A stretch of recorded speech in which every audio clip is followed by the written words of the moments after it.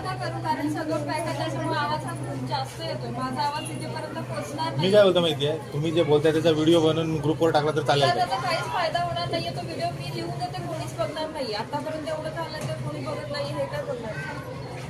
ठीक आहे, माहिती चालू करण्याअगोदर मी माझी ओळख करून देते.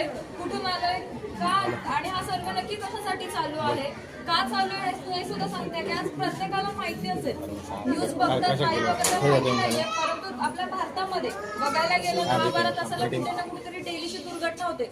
भारत सोडूनच द्या, या विरारमध्ये तरी किती दुर्घटना झाल्या ऐकल्या असतील. गेल्या महिन्यात झाली भरपूर दुर्घटना चालूच आहेत. आज तीच दुर्घटना आपल्या इथे होऊ नये म्हणूनच आज सर्वे चालू केलाय. त्याआधी सगळ्यात पहिला माझा नमस्कार. नाश्ता नाही झालाय ना, तर काही खाऊन पण आली नाहीये. पुन्हा एकदा करते नमस्कार. नमस्कार, माझं नाव अंकिता खेडी. मी सूर्या गॅस कंपनीतून आले. आता सूर्या गॅस कंपनी म्हणजे नेमकी कोणती कंपनी?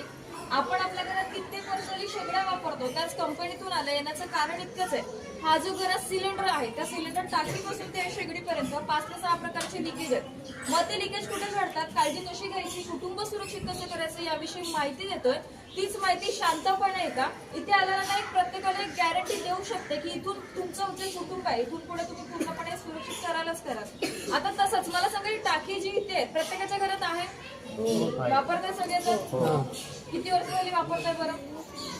10-12 वर्ष झाली वापरताय. मग तर 10-12 वर्षामध्ये ह्या टाकीबद्दल कोणाला काही माहिती आहे का?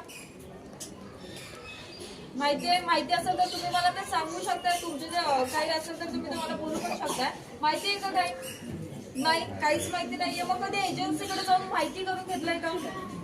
नाही. का बरं? गरजेचं वाटलं नसेल किंवा घरात चालताय ना वस्तू म्हणून चालू दे, बरोबर की नाही? पण आज त्याच गोष्टीपासून जर का कुठे दुर्घटना झाली, आज तीच दुर्घटना किती मोठी होते कळते. बघितलं असेल बघा, असं कधी न्यूज ऐकलंय का की घरामध्ये दुर्घटना झालाय, तिथे फक्त एकच व्यक्ती गेलाय किंवा फक्त घराचे नुकसान झालंय, असं कधी झालंय का? नाही. जाते तर पूर्ण कुटुंब हे घेऊनच सोबत जाते, बरोबर की नाही? म्हणजे आज एवढी धोकादायक वस्तू आहे. आज हीच वस्तू बघायची गेली, आज टाकीला रंग कोणता आहे हे तरी माहितीये? लाल. का बरं लालच का? लाल रंग काय दर्शवतो? ज्या ठिकाणी धोका आहे तिथे लाल रंग असतो. म्हणजे टाकीपासून सुद्धा आपल्या कुटुंबाला धोका आहे म्हणून त्याला लाल रंग दिलाय. मग आता हीच नक्की घरात पुरवतोय कोण?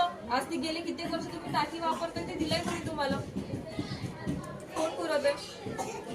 गव्हर्नमेंटची वस्तू आहे. आता गव्हर्नमेंटची वस्तू आहे, मग गव्हर्नमेंट त्याच्या भानामध्ये घेतोय का? माझा प्रश्न काय आला? गव्हर्नमेंटचीच वस्तू आहे आणि गव्हर्नमेंटची वाहनं पण आहेत, बस, रेल्वे आणि विमान. मग ही टाकी घेऊन आतापर्यंत कधी बसमध्ये ट्रॅव्हल केलंय का? नाही. का बरं?